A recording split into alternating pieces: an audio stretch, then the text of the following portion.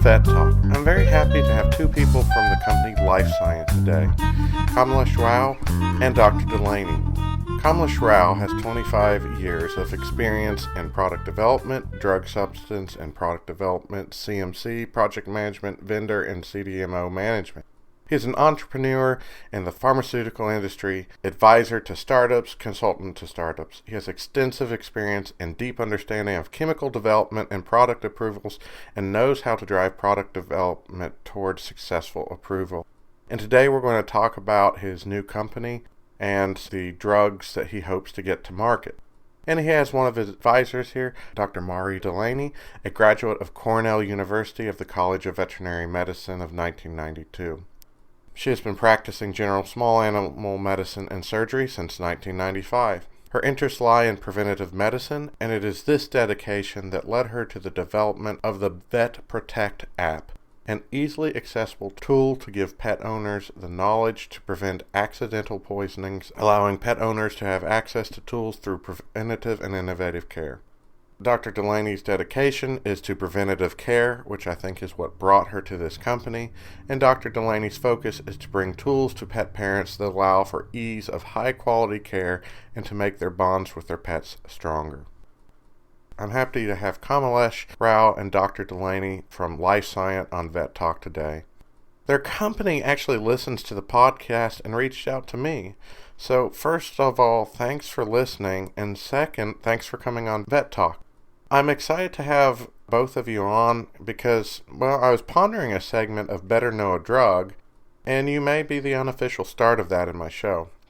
As I've had conversations with a few people from Lifescient, I've become really excited about the work you all are doing. So could you tell us a little bit about your company, Lifescient, and what is its goals or what is it developing? Oh, happy to. First of all, let me thank you for inviting me and Dr. Delaney to the podcast. Yes, thank you. We are very excited to be here. Lifescient is a veterinary pharmaceutical company. We are developing long-acting injectable medications to treat chronic conditions in our pets, dogs and cats, horses, etc.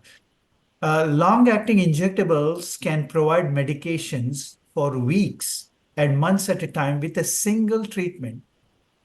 So what we are doing is really reformulating or repackaging the medications that are already being used by veterinarians to treat our chronic conditions in pets into long-acting injectables, because long-acting injectable medications have the potential to improve pet comfort and thereby the overall quality of care. Our goal in founding Lifescient was to improve the quality of care by guaranteeing prescription compliance and relieving the pet parents or pet owners from the demands of daily dosing. Long-acting injectables will deliver medications continuously in a controlled manner for weeks and months following a single treatment, and thus the chore of daily dosing is eliminated. Long-acting injectables will be dispensed in the clinic on an outpatient basis in a minimally invasive manner, and we will sell directly to the veterinarian. This is not only monetarily beneficial to the veterinarian, but will also save valuable clinic time because the veterinarian will not have to demonstrate or explain the oral dosing procedures. Which that takes time. I think we can both attest to that. Yeah, we spend a lot of time doing that for sure. So kind of a little backtracking, Kamalesh, you founded the company, right? That's correct. Long-acting injectables is becoming more of a thing in vet medicine. You didn't start in veterinary medicine, did you? Where did you kind of start and kind of get this idea to use the long-acting injectables in animals? Well, I have about 30 years of experience in the pharmaceutical industry, out of which I would say about 25 years is in the human pharmaceuticals industry. My entry into the veterinary medicine started in the last few years when I founded Lifescient. And when I was working on the human pharmaceutical industry, one of the challenge we had was to treat people who are addicted to opioids because compliance is at risk in that, especially with those kind of subjects. Therefore, we developed a long-acting injectable that delivers a medication to treat opioid addiction in humans. Mm-hmm. Once the product was approved, which was approved in 2016, and it takes about 13 years for the whole process to happen, it occurred to me that long-acting injectables would have applicability in veterinary medicine because unlike the human counterparts, dogs and cats don't like to take pills. And that is how the company was born. And I was really impressed when I was getting a little background on you and the company. I mean, you started raising funds from family and friends to develop the prototypes. So, I mean, this is something you believe in, it sounds like. I don't think you'd go ask your friends and family for money if you didn't believe in this drug. Oh, absolutely. I mean, I believe in this drug. And as a matter of fact, just to give a little bit of background on the long-acting injectables, the kind of long-acting injectables that we are developing, which is sort of a depot or a reservoir type of long-acting injectable, is that the first long-acting injectable of this type was approved in 1990, which was the subdermal contraceptive implant. I think it was called Implanon, the first generation. And the second product was the one that I worked on a few years ago called Probufin to treat opioid addiction in humans. Mm. So there is a history of use of long-acting injectables in human medications. And as you both know, there are quite a few long-acting injectable medications of different technologies in veterinary medicine itself. I've seen a lot of this coming out lately, it seems like. And I really love it for client compliance. Do you agree with that, Dr. Delaney? Oh, absolutely. I mean, the whole compliance thing is huge in my clients, and typically I will actually ask them to bring the bottles of medication with them when they come for recheck appointments, and I'll actually count. And if they've given 25% of the treatment course, I'm lucky. So it's people forget they have busy lives and a lot of stuff's going on and they just don't remember.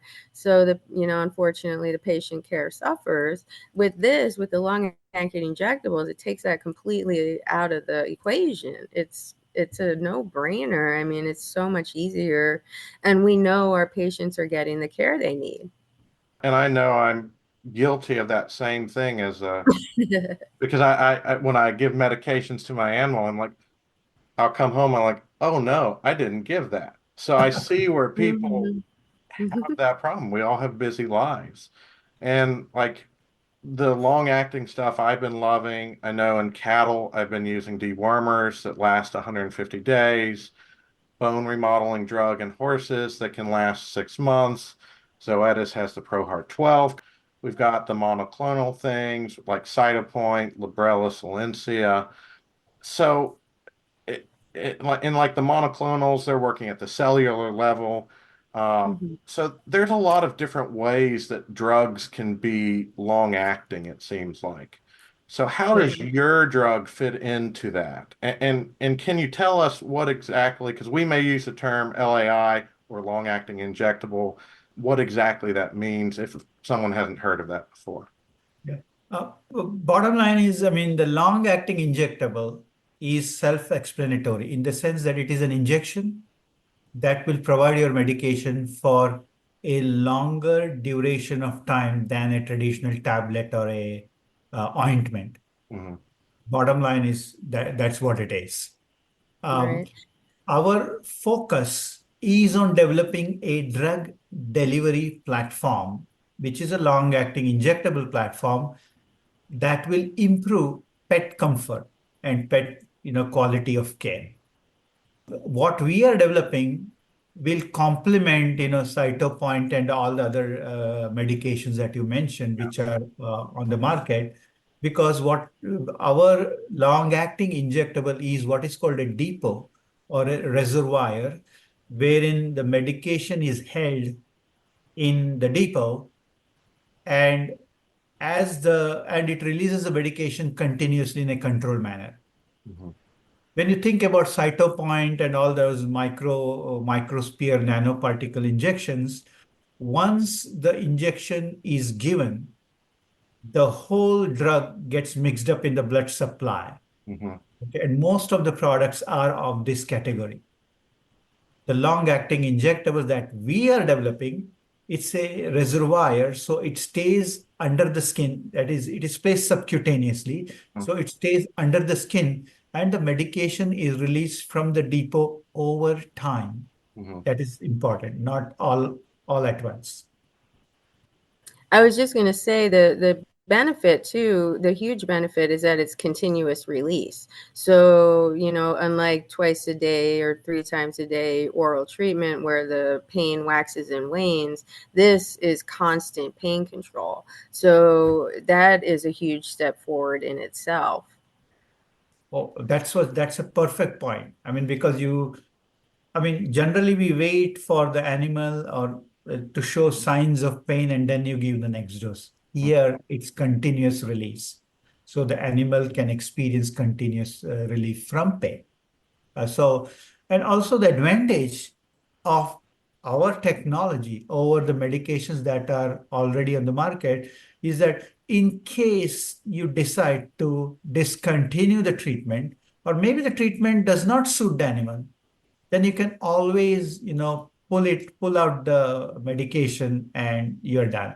And that's something I know my clients, and I think the first thing I ask whenever I see a new drug, is this drug safe? And I tell all my vet students, I'm like, if you inject some Depomedrol or something in the body, it's in there. You can't get it out. Can we get this out if we put it in? And I guess there's two things. One, is there a reaction? Or two, is there if there a client perceives there's a reaction, even if there's uh, Right. I run into. But what do we do if we want to remove this? Yeah. So you could do like a local, it's subcutaneous, so you can do a local injection and then just small incision and pop it out. So essentially it's like a microchip. Hmm. So it's contained in one little unit that it is biodegradable. So it dissolves, the whole unit dissolves over time, but you can remove it at any point over that time frame. Now, are you recommending a specific spot, like let's do it where we do a microchip or anything particular? That would be my suggestion, just under the skin between the shoulder blades in my small animal patients. I'm not sure what you would do for horses and cattle. Like in my patients, if a client is going to notice a problem, it's when they're petting them. So Mm. I want it to be in a spot where they're going to notice it. Yeah, If you put it lower on the leg and a problem happens, people aren't going to see it. yeah, But if you put it in the central location, then the clients will notice it and let us know. yeah. Just saw this one. Will it show up on X-ray? I don't know, Cam. No, I think this is radio opaque Okay, of the matrix that we are using. okay. But yeah, again, a lot of these questions that you're asking are fantastic questions because we have to demonstrate all of these through the FDA before they approve Yeah, the product. yeah. Because I was just thinking today, I was looking at X-ray, and I was like, I don't know what that is, and I'm like, I don't think it's a bad thing. So one other thing to put to my list that I might need to put in there and stuff. So you're not inventing new drugs here, are you? No, we are not. You are correct. We are not in the business of drug discovery. So you've already got a basis of safety for your drugs, correct? That's correct. Absolutely. Yeah. Mhm. Yeah. So when you're going to present the final product, you're going to be able to say, look at this drug. It's been proven safe before. We're just packaging it differently, basically. Mhm. That's correct. Now, I think one of the questions people will ask too, because of that being a drug that is, they're used to probably working in a shorter term. It's safe in the short term. Probably the next question, is it safe in the long term? What are you kind of going through to help alleviate that in vets' minds and Yeah. clients' minds? It's just that this platform, as Cam was saying, of drug delivery is really wonderful for not having to worry about people losing the drug, or like I said earlier, non-compliance, where people just don't remember to give it. So we know that the patient is going to have continuous control of their pain. And that, I think, from the veterinarian's point of view, is huge. Yeah, yeah. Or I was going to use the example of methimazole. Hmm. These are drugs that are already known to be safe in the short term. They are used widely. Yes. Okay. Okay. So what we are doing is we are repackaging these drugs, which are already safe and effective, Hmm. into a long-acting injectable platform. Hmm. So there is also enough data on the long-term use. Your doses aren't going to start spiking to get higher and higher. So it's not like we're going to get a massive increase. You've got a stable dose that's going to be released, which is could be given normal daily or whatever, the Exactly. protocol is and stuff. Yeah. And also, when during the clinical trial, there are two things we will have to demonstrate to the FDA, without which we will not get our product approved. One, that we can maintain a stable level of the drug Hmm. within the therapeutic range for the duration of treatment. Okay, that is one. Yeah. Second, we have to demonstrate that this thing will be safe over the course of its use. As a matter of fact, FDA may ask us to do the clinical trials for 3 months if we want a 1 month approval. Hmm. So we will be demonstrating the safety in the long term as well. Excellent. Now, I believe you've got one drug you're working on right now, but you've got a few multiple drugs uh, in hopes of coming out in the future. Is that correct? Uh, Yes, that's correct. Yes. Now, I guess I'm wanting to know, how individual is this going to be? Are you hoping to have something where you can say, I'm going to make a cocktail of drugs for an individual patient? Or will you have a few, you can put drug A and B together and buy that for a patient, or A and C together, or, what are you looking at long term with these drugs and being able to help with the multimodal approach? Oh, great question. Let me begin by saying that we are not developing individualized medicine, if this is what you mean. So the cocktail per patient would not be something we would be doing. Yeah. However, we are developing medications using our long-acting injectable platform to address very specific common chronic conditions in pets. Mhm. Example, hyperthyroidism in cats or heart disease in dogs, just to Yeah. give a couple of examples. So our platform can simultaneously release more than one drug. So when you think about it, this is sort of the multimodal. For example, in the case of pain management, which is a classic case where multimodal would be required, is you can have an NSAID combined with an opioid or an anti-inflammatory with another pain drug.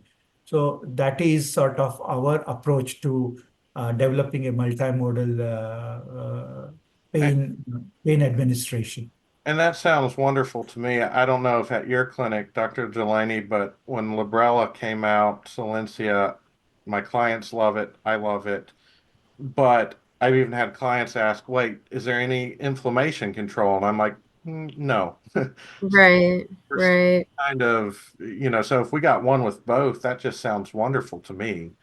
Uh, Yeah, yeah. I mean, anti-inflammatories are always the first step in, that kind of pain control. For cancer, cancer pain is different. So the opioid, in my experience, typically you need that as well.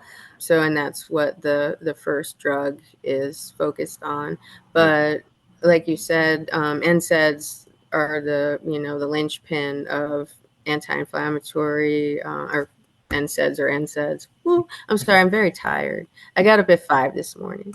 I I'm think sure my you did too. I think my listeners will forgive a tired vet. So Thank you.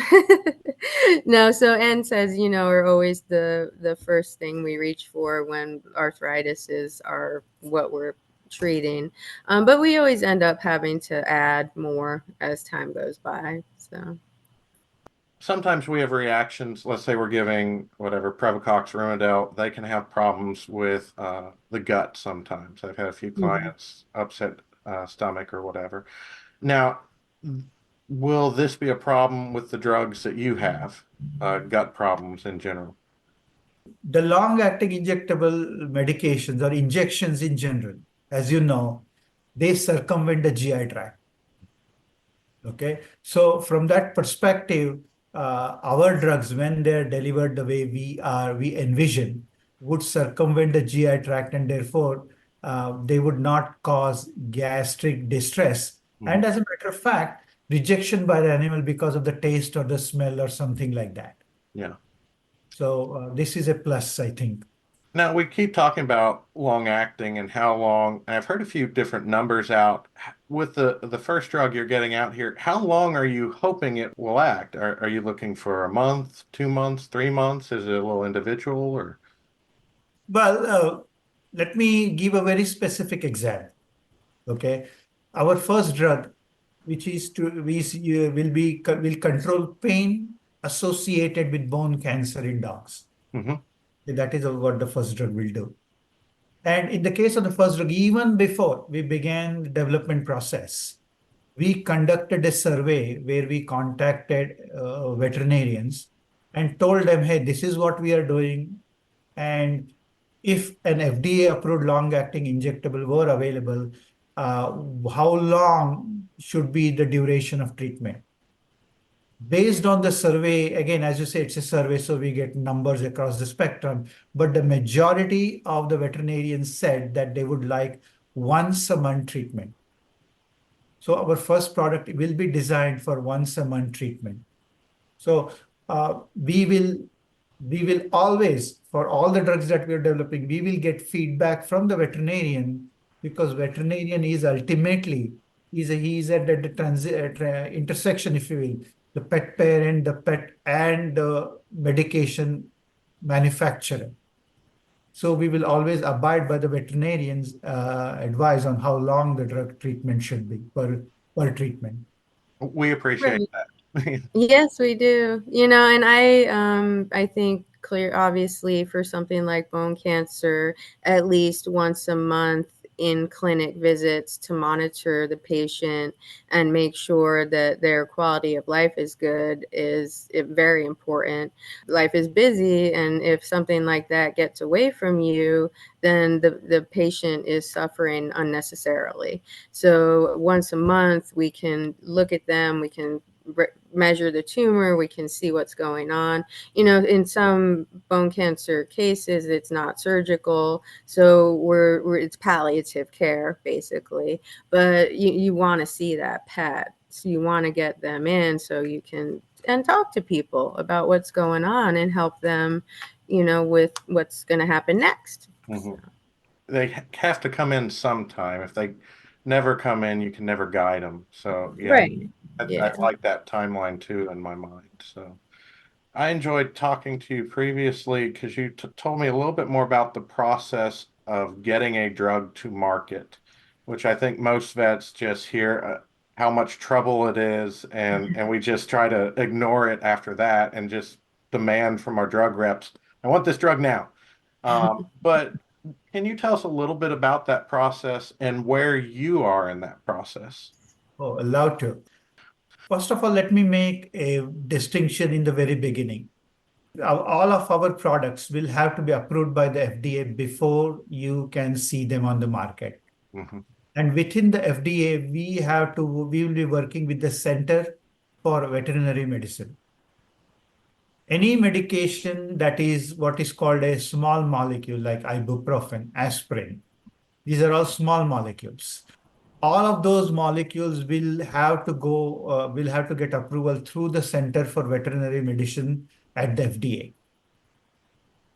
Anything that is a biologic, okay, like monoclonal antibody or protein like cytokine, they have to go through the USDA for approval.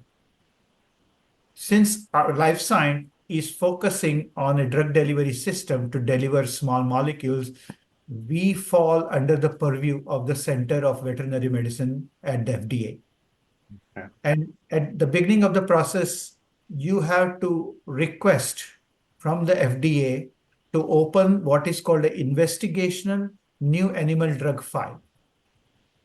The FDA will grant you that request only if you have provided sufficient safety data based on literature or some previous work done in the lab. And we have done that for our first product. So on the basis of that, we have opened what is called the INAD, or Investigational New Animal Drug File. This is the first step in the process of approval because this is authorization from the FDA for us to start the clinical trials whenever we are ready.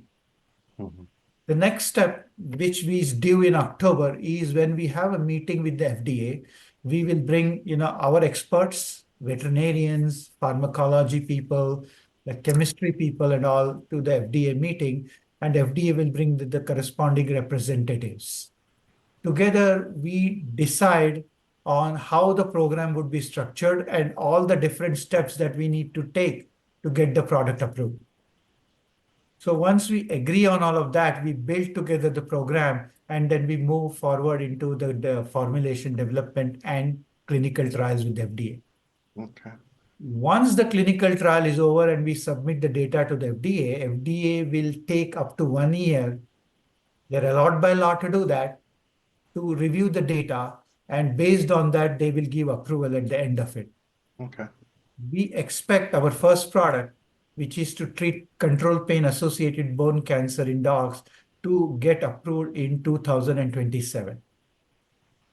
Which is coming faster than we think. Yeah. Oh, yeah. So I kind of want a different perspective from each of you for this question. So that when this drug goes on the market, how do you kind of, Kamalesh, from your perspective, how do you plan on competing with the big names like Zoetis and these other companies that have semi-similar products out there? And then I think the question to Dr. Delaney is, as a vet, I guess what would you tell another vet? Hey, here's this product. How would you use it? Why would you want to use that over, Librela, Cytopoint, whatever the case may be? Right. Yeah. Right. Yeah. Do you want to go first, Cam? See, to get our product approved in 2027, which is just around the corner, in my opinion, we are already working with various partners and service providers. So what I mean by that, we have got formulators in place, people who can formulate and manufacture the stuff. Then we are also working with a company that will provide regulatory support. That is the expertise to work with the FDA and chart out the path, development path. We are also working with the company that specializes in testing in animals. And then we will also work with a lot of hospitals in these veterinary schools around the country to conduct our clinical trials. And in addition to that, we are also working with some consulting companies that will guide us on working with distributors, what have you, to roll out the product into the market. So we already have all of these partners in place who have the experience and expertise to help us bring the product into the market. Having said that, we do not perceive Elanco or Zoetis as our competitors. Yeah.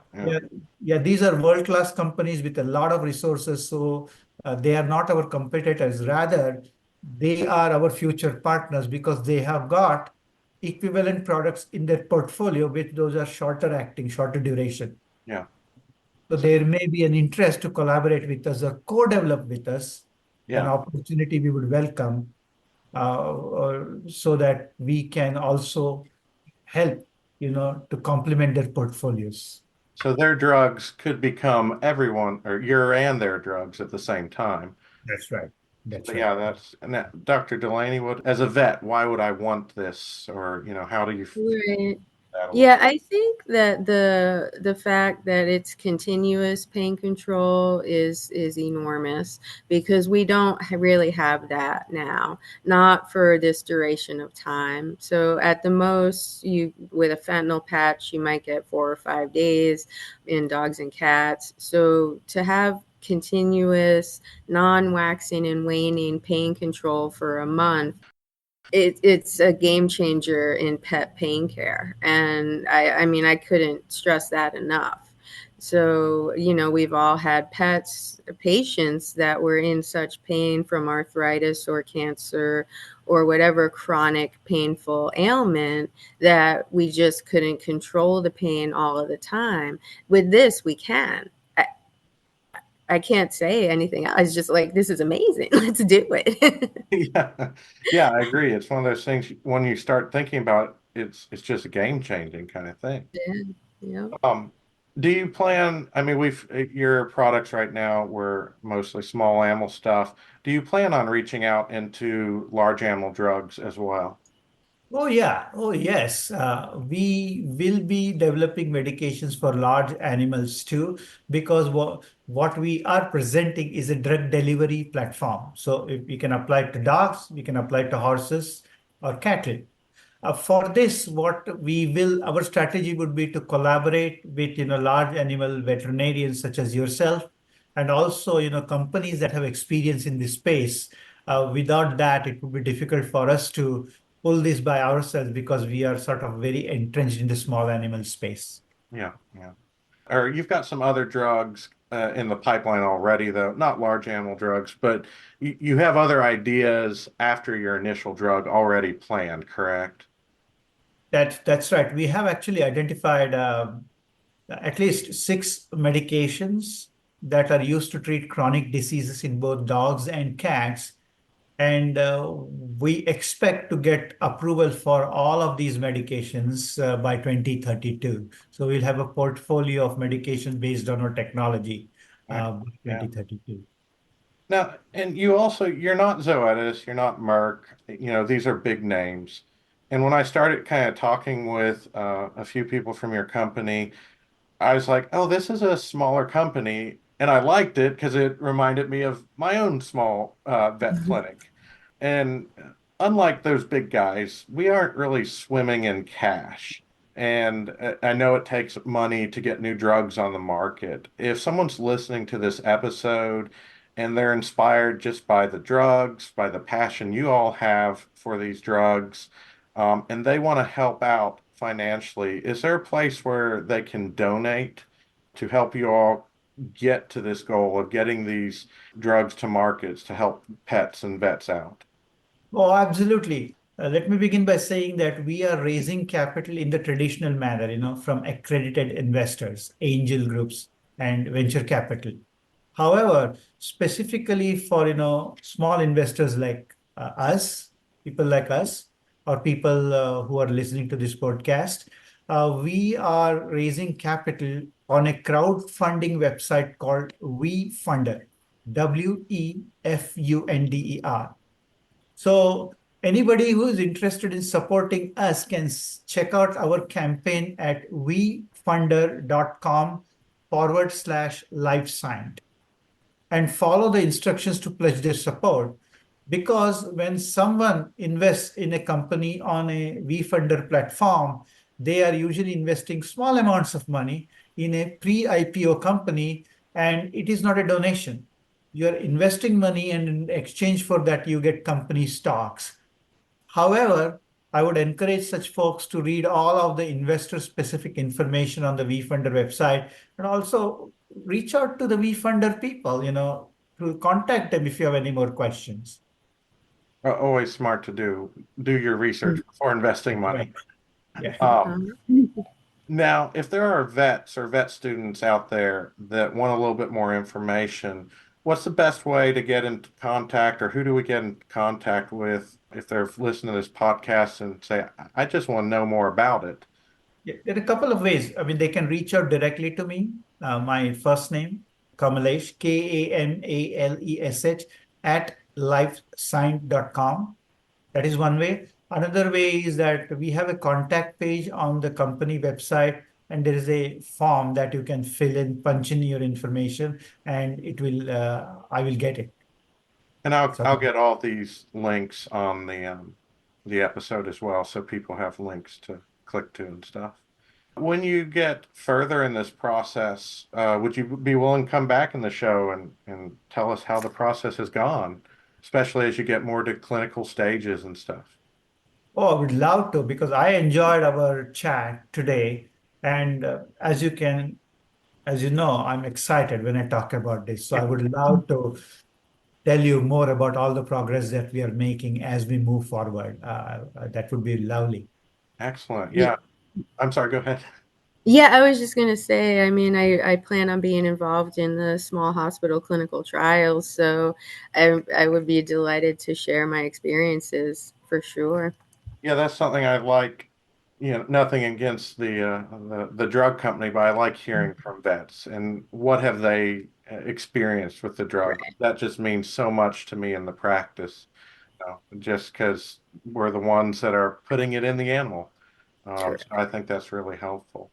Any closing thoughts from either of you, or anything else that you want to bring out that we may have missed? I've enjoyed the conversation, but I don't want to miss anything because I think it's very interesting. Yeah, Mari, go. Ah!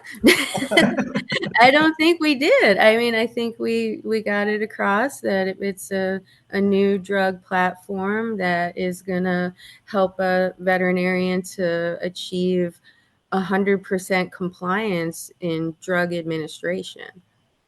It's an unheard of thought. Yeah.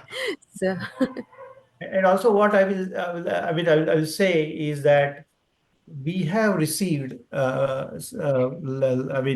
emails from a few veterinarians who have expressed a desire to enroll their patients into the clinical trials whenever we are ready.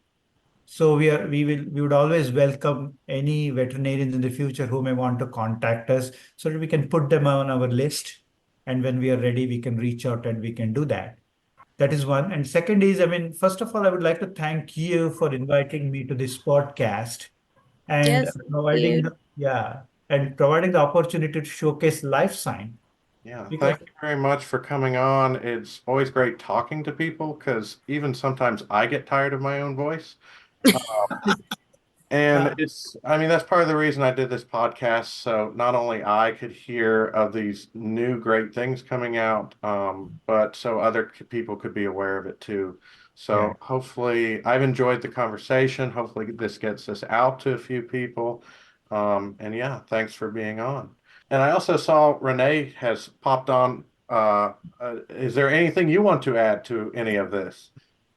No, sorry, I came in late. I had some other meetings this afternoon, okay. but whatever Mari and Kamalesh said, I completely agree and endorse. This is, just being involved in something that can affect positively so many people's lives, pet parents, clinicians, and of course, the animals themselves. So yes, I'm very excited about this and also express my appreciation to you, Nathan, for giving us this opportunity to present our company to your audience. I'm Dr. Nathan. Thanks for listening. I hope our discussions are valuable to you and aid in giving perspective. If you want to contact us, please reach out to theveterinarypodcast@gmail.com. You can find a complete list of the podcast episodes on SoundCloud.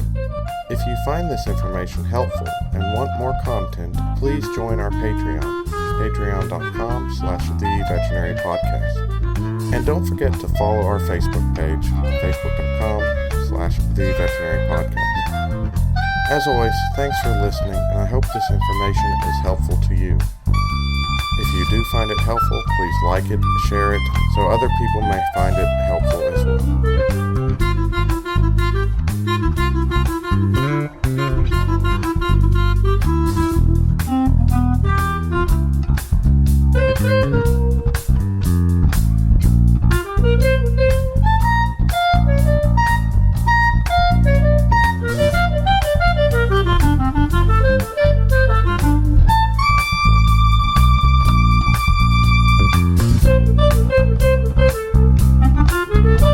you.